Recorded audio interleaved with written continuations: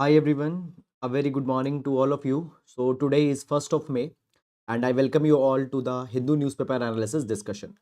In this particular session, we are going to discuss the entire analysis of Hindu. We'll be taking all important and relevant articles that are there in newspaper with respect to UPSC CSE examination. And also guys, you can download notes of this entire session from Telegram channel. Fine, these particular notes contains all the crux of articles that have been there, and we have also simplified it for the sake of your better understanding. Now let's get started. In every class we start with a GS quotation, and today we are going to start with a quotation from Gloria Steinem. So Gloria Steinem says that a gender equal society would not be one where the word gender would be one where the word gender does not exist, where everyone can be themselves. Now, understand this particular thing, guys, that when we talk about a gender is a sociological division in which we define society that it is consisting of man and women. Man, they are expected to have a particular type of a personality, that is masculine personality. Women, they are expected to have a particular personality, that is feminine personality. The point is that the moment you come out with the concept of gender and you attach a particular personality with a person, this is the point the problem starts. So, a gender equal society is the one where the word gender does not exist. Anybody can be themselves. Whatever type of personality they want, they can discover it and can adopt by themselves rather than following the societal norms and societal standards that it has imposed on us. So this idea can be utilized in GS paper number 1, social issues and society. So this is guys about this article, this quotation, and now let's move on and let's discuss first article for today. So here we have this particular article, make EPI an essential program on immunization. We'll discuss this particular article with respect to GS paper number 2, health health related issues. Now guys, understand this particular thing, that this article is talking about the expanded program on immunization. Now this expanded program on immunization was started by the World Health Organization in 1974, and 2024 it marks 50-year anniversary. So in this particular article we are going to discuss about immunization, how immunization has helped the countries in terms of achieving better health, how India has adopted immunization from learning from this expanded program on immunization. Now, first of all, guys, when we talk about this expanded program on immunization, which was started by WHO in 1974, first of all, the number of vaccine that has been covered under this expanded program on immunization, they have been increased. Earlier there were 6 vaccines that were covered, but now there are 13 vaccines that are covered under this expanded program on immunization. And because of this expanded program on immunization, many of the diseases, they have also got eradicated. For example, smallpox, polio, they have been eradicated, or they have been contained in almost all the countries. Fine, so they have been eradicated and they have been contained. Now when we talk about the immunization program in India, so basically guys, what happened, getting inspired by EPI, what happened, India launched with the EPI itself in 1978. India launched EPI itself in 1978, that is expanded program on immunization. This India's EPI was later renamed in 1985. It was later renamed in 1985 as Universal Immunization Program. And now, in the present form, we run Mission Indradhanush. And basically, the word Indradhanush comes from the word that see, in Indradhanush rainbow there are the 7 colors. So initially 7 vaccines were given, but as of now in the Indradhanush we are providing vaccines against the 12 vaccine preventable diseases. So Indradhanush today is flagship program for immunization in India. Fine, just I will repeat again so that you can retain. Today immunization program has been renamed as Indradhanush. It got started in 1978 as EPI expanded program in immunization. In 1985, it was renamed as Universal Immunization Program. Now, because of this immunization program that we are running, we have also been able to improve the level of health that we are going to understand. Now, as of 2022, when we talk about the global coverage of DPT vaccine, fine, that is diphtheria, pertussis, tetanus vaccine, it has reached to 84%. And in India also, it has reached to 76% for 29-21, which is because of the success of mission Indradhanush that we are running right now. Also, when we talk about vaccines, the vaccines not only have provided health benefit, but also they have provided economic benefit. And it has been provided that basically the vaccines, they have given very rich ROI, return on investment. So they provide 7 to 11 times of the return on investment. Why? Because see, vaccine is a very cost effective intervention. If you administer vaccine to a person early in the life, that particular person will be protected against a lot of diseases. By that, what will happen? Hospital visits will be reduced.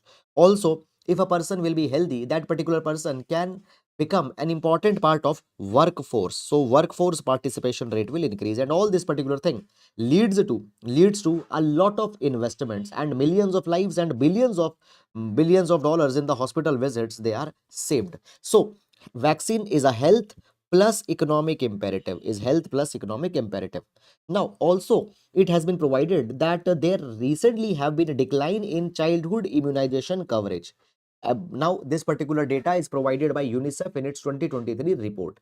Now first of all, why there is a decline in childhood immunization? It is because of it is because of the pandemic. First of all, that came first of all there was the pandemic. After that, guys, we see that there are a lot of crises going on. First of all, if we see in Africa, there are the countries which are a large number of countries are facing coup. Recently Niger has faced a coup. There is a Russia Ukraine war that is going on. We see that Israel Hamas war is going on. Then there are insurgencies have increased. There are poverty level which has increased. Now, because of these particular reasons, what happened? There is reduced uptake of vaccines, reduced uptake of vaccine. So, moreover, it has been provided that there is a huge disparities in vaccine access that exist across geographical and socio-economic groups, even within India. Even within India, for example, tribals, they are undercovered. Tribals are not covered properly. Then the next issue that comes here is that when we talk about vaccination, we don't focus on adult vaccination. We don't focus on adult vaccination. We just focus on child vaccination. And we have seen that, see, now BCG vaccination is being given to adults for tuberculosis. COVID-19 vaccines were given to adults. So basically, these things should be used as a nudge to sensitize adults that vaccination is not only the thing that you have to do in childhood, in adulthood also, that vaccines are equally important. Now, these are the major issues that we have here. Now, what can be way forward, or what can be the suggestions? Suggestion number one: National Technical Advisory Group on Immunization. Okay, we have National Technical Advisory Group on Immunization, which is the nodal body to frame the policies around vaccination. Okay, for example, the vaccination policy during the COVID-19 also was majorly steered by the National Technical Advisory Group on Immunization. Fine. So we need to take its help.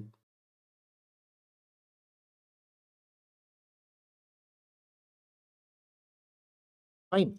So basically, National Technical Advisory Group on Immunization, it should focus on expansion of vaccine for adults, for elderly, okay, along with the children.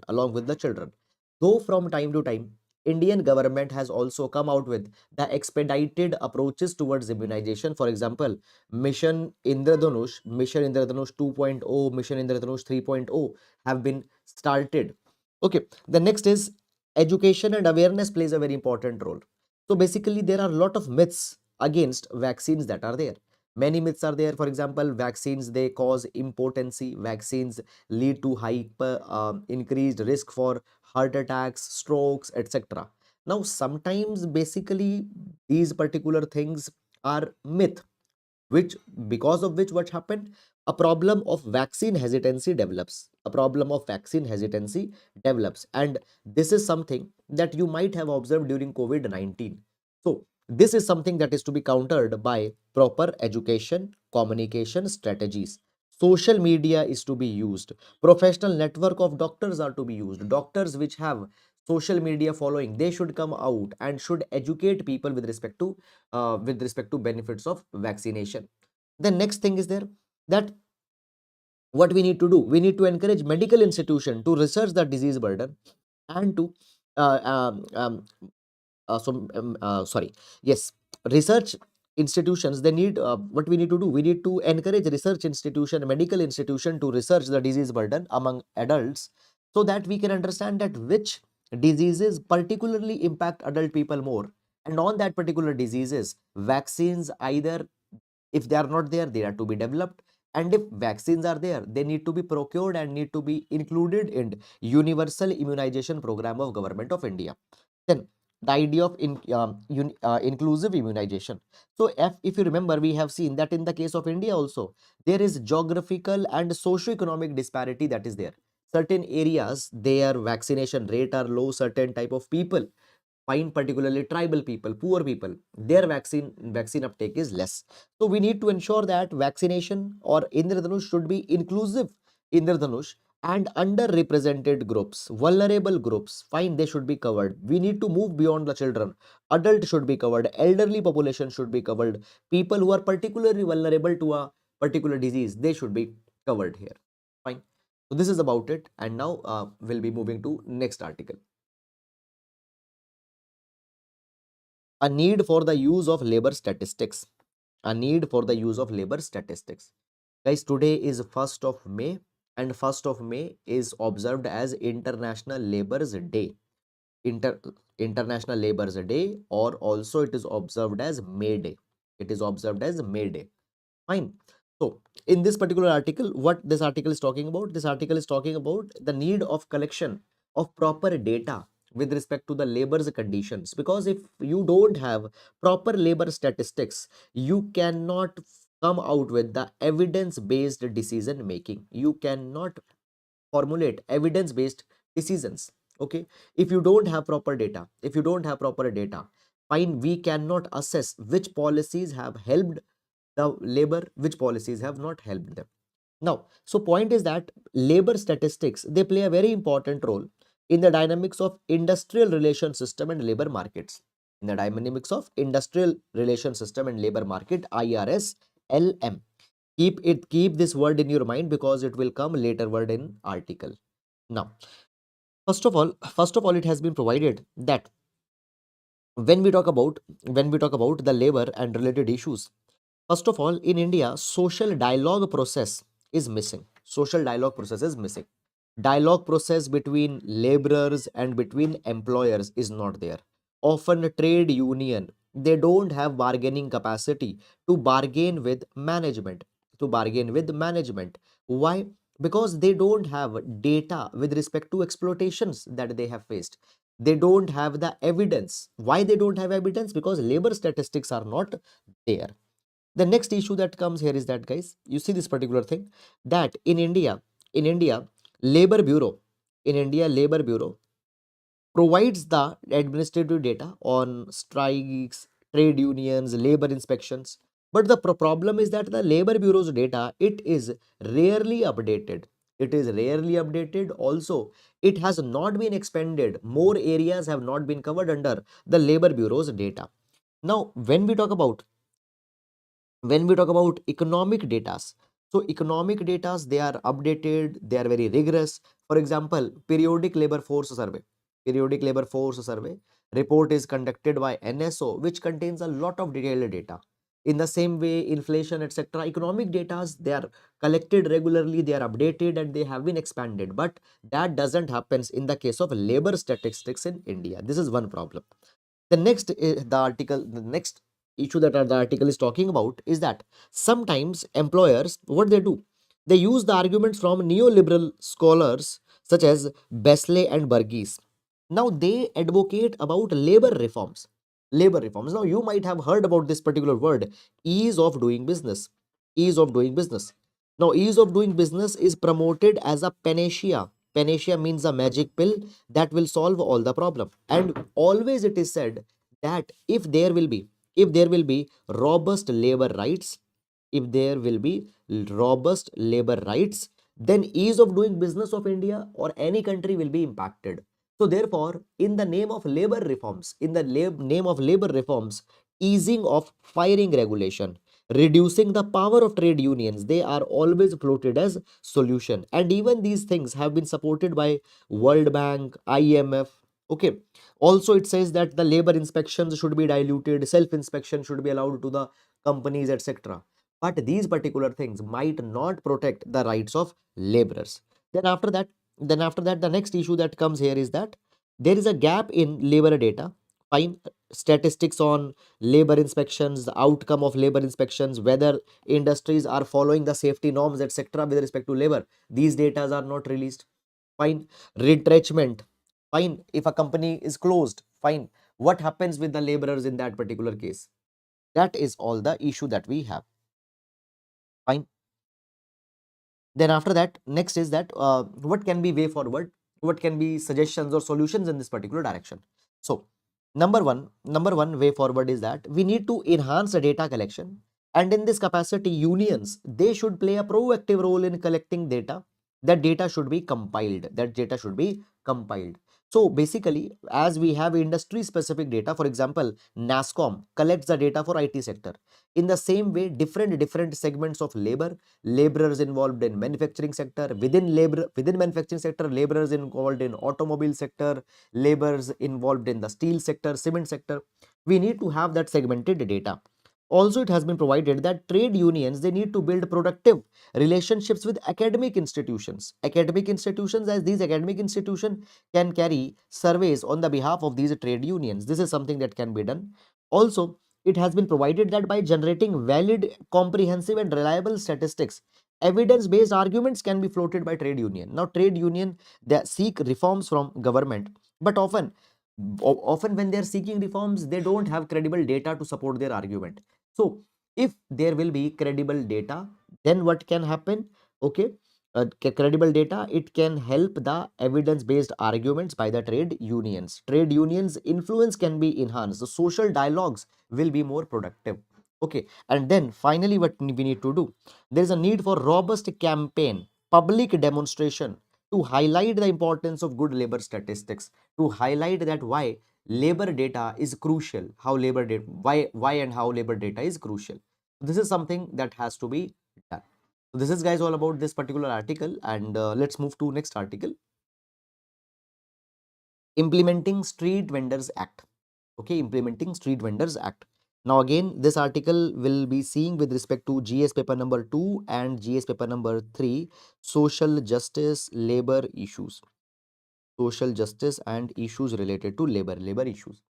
Okay, so let's get started with this. Now, when we talk about the street vendors includes people who are coming in your l- locality selling fruits, vegetables, or selling some other items. Fine, street vendors. Now, often street vendors, they are seen as a nuisance. Street vendors, they are often seen as undesirable. They are not allowed to vend or to sell their products. Okay, fine, their carts are often not allowed in a lot of localities. Fine. Now, in order to give these vendors right that you can sell your products, you can vend. Therefore, Street Vendors Protection of Livelihood and Regulation of Street Vending Act 2014 was passed. Now, this particular act safeguards and manages the street vending in India. It provides that it is the right of street vendors to vend, to sell their products. But this particular act has not been implemented, and there are a lot of implementational challenges that have happened in this particular act. So therefore, its workability, its applicability on the ground is not that much good. Now, what are main issues? First issue that comes in this capacity is that under the Street Vendors Act, it was provided that town vending committees are to be established. Town vending committees are to be established, and these town vending committees, it will have representation from vendors, including 33% representation from women vendors. Now, this town vending committee will look in the grievances of the vendors. Okay, it will manage the vending zones. Okay, it will further look for the concerns and the problems these that the vendors are facing. But up till now, these town vending committees, they have not been implemented effectively. The next challenge that comes here is that there is increased harassment and eviction of vendors that have been reported. Okay, there is a persistent bureaucratic view of vendors as nuisance. So what happened, municipalities, municipal corporations, so wherever the vendors are selling their goods, they are just removed from there, their carts are turned upside down. Fine, they are handed over challans because they are vending. So approach of bureaucracy, approach of enforcement officials need to be improved with respect to the roadside vendors, but that has not happened up till now. Then next issue that comes here is that, guys, see, when we talk about our urban governance, in urban governance vendors role has not been recognized. For example, 74th constitutional amendment act that came, it it does not recognizes the vendors role. Also today we are going for smart city mission where we are developing smart cities, but in the smart cities also roadside vendors scope is not there. Moreover, whenever we talk about any modern infrastructure, whenever we talk about developing the world class infrastructure, some green field project, some world class city, it is being developed, so we always exclude street vendors. We often think that they are impediments to urban aesthetics, they don't look beautiful, they are impediments to development, they might project poverty which might not be good to show. So therefore no place these vendors they are held important. So what is to be done? Number one is implementation. Already roadside vendor, street vendors act 2014 is there, but because of the poor implementation, there is a problem. So we need to have a oversight from Ministry of Housing and Urban Affairs. Okay, localized management of vendors affairs needs to be there. So there should be neighborhood or localized committees that should be created, which will preserve the rights of the vendors. The next issue that comes here is that we need capacity building. So urban local bodies, what they need to do, they need to accommodate street vending within the city designs. So basically vending zones need to be there, certain place should be kept aside for roadside vendors. So this is something that is to be there. Urban infrastructure, urban master plans should be amended in such a way that vendors are being accommodated. The next that is there is that basically urban planning, fine, policies should be amended to include street vendors. Okay, and then finally next thing that come here is that today street vendors are facing a lot of challenges. There are climate change, because of that, let's say heat extremes have now increased. So as these heat extremes will be there, heat waves will be there, vendors cannot go out for vending.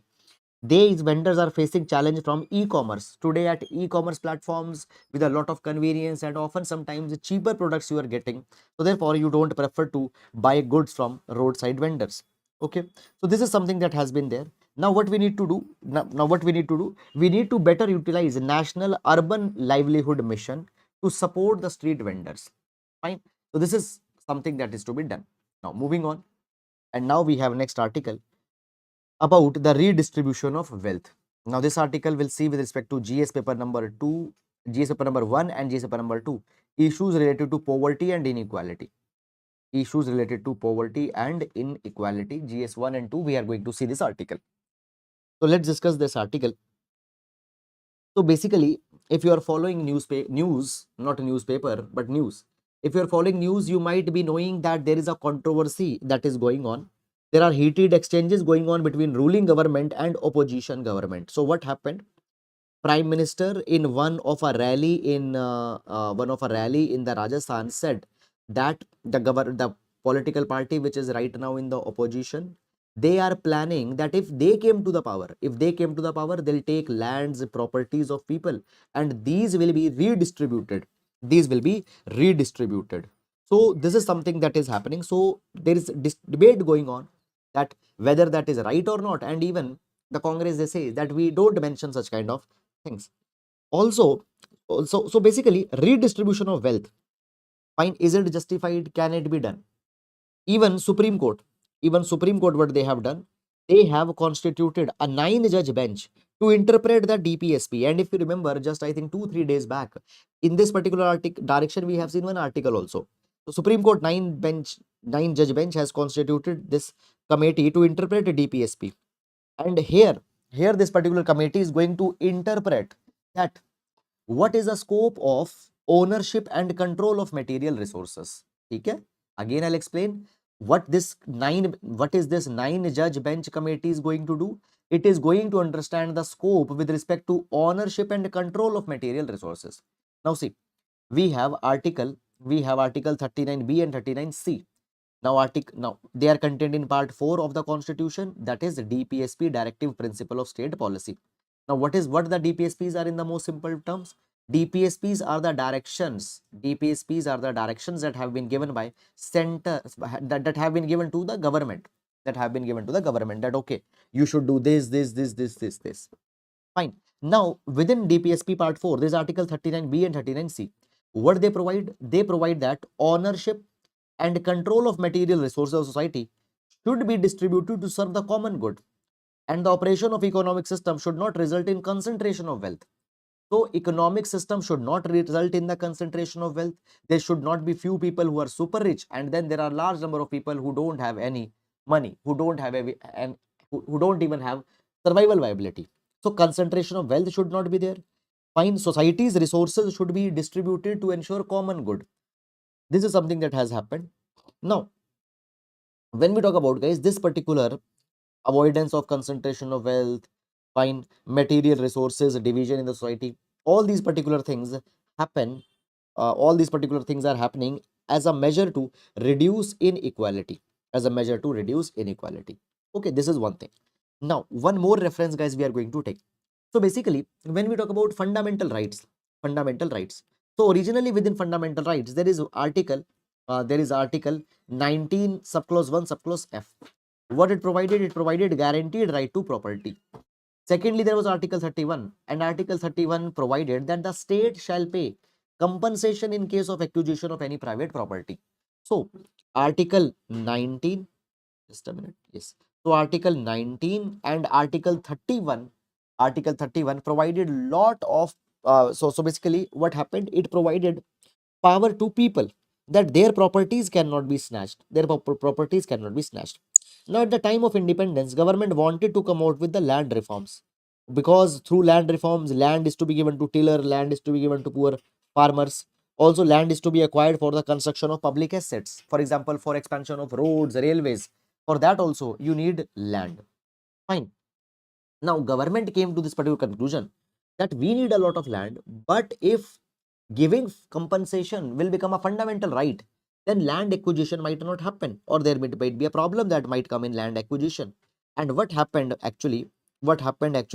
So government, so what happened actually?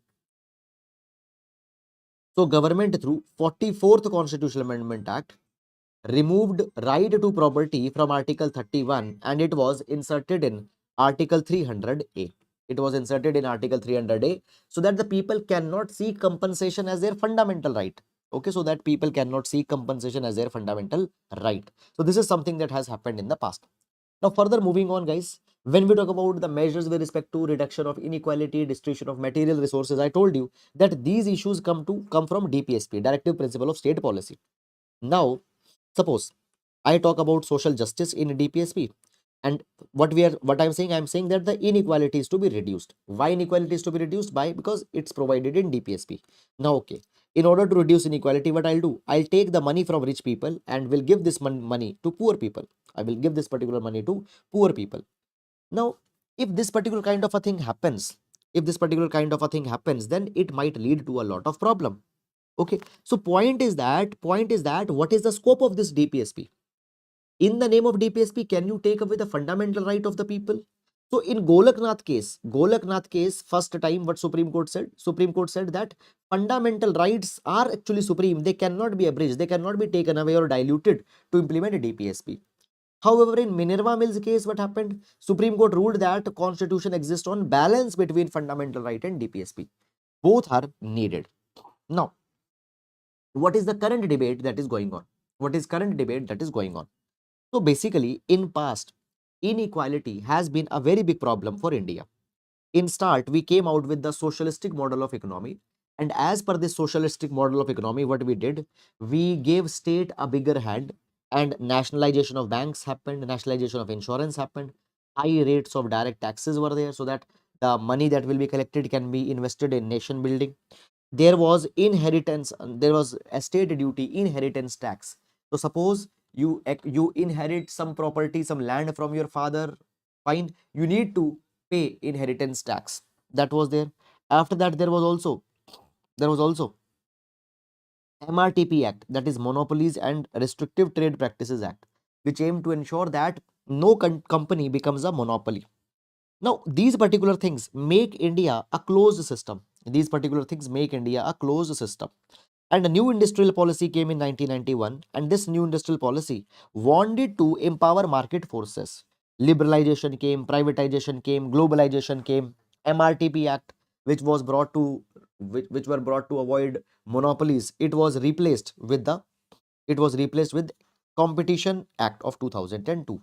Income tax rates were reduced. Income tax rates were reduced. Estate duty was abolished.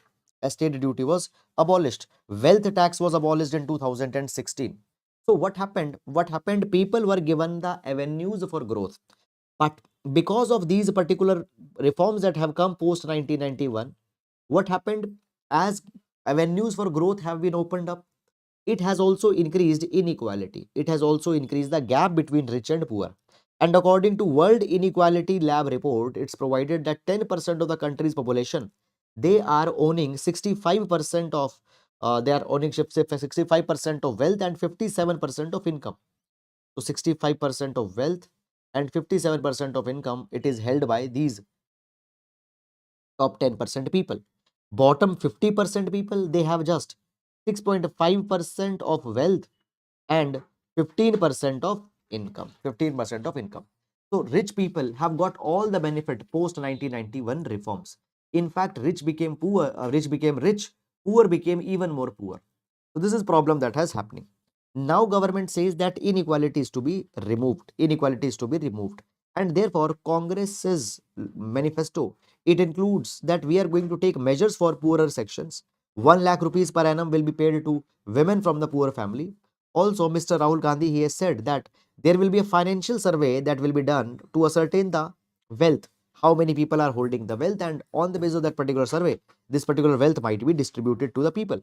Now, Prime Minister raised this particular thing. Prime Minister raised this particular thing, and because of that, opposition parties, they are not liking it. Okay, so this is something that has happened. So when we talk about inequality, it is not only the problem for India. Inequality is a worldwide problem, and all the countries have faced it. Also, in order to counter this inequality, high taxation such as estate duty, wealth tax, etc., have been brought. But at the end of the day, they don't work effectively. Why? People, what they'll do? They'll conceal their income. They'll conceal their income. Black money will increase. So therefore, at the end of the day, they got abolished. Fine. So now let's see what is to be done in this particular direction. Okay. Now we have this article. Microbes, not fossil fuels, produced most new methane study. This article will read with respect to GS paper number 3, environment ecology. Environment ecology. And even for prelims examination, this article is important. Now, basically what happened recently a modeling study on methane emission has been conducted. Fine. Now the name of researchers, you know, no need to write, because in examination it will be very difficult to recall the name of researchers. So a modeling study on methane emission has been released, and according to this, methane emissions from fossil fuels, that is from your cars, vehicles, okay, or by the burning of coal or any such kind of a thing. So methane from natural gas, methane. Okay, so methane from fossil fuels, it has declined between 1990 to 2000, and post 2000, methane that is getting emitted from fossil fuel, it has been stable. It has been stable. A lot of methane emissions are not being done because of the fossil fuel burning, but rather methane emissions are being done because of the microbial activity which has increased. Now, what is this microbial activity? Let's understand this and then why this is important. So basically, there are microbes which makes the most of the methane, that is archaea, which is a single celled microorganism. Fine. And then there are fine. Now, basically microbes which produce this methane, that is the archaea, they are also called as methanogens. Why? Because of excessive methane they generate. Now, where do these microbes such as the archaea they live? So they live in oxygen deficient environment, particularly in digestive tracts of animal, cattle. They live in wetland, they live in rice paddy, they live in landfill, they live in the sediments of lake, ocean. So these microbes, that is methogens, live in this kind of an atmosphere where oxygen is not there. Oxygen is not there. And there they increase their colonies, they increase their numbers. And then what happened? Because of their metabolic processes, methane is generated. And that particular methane then enters the environment.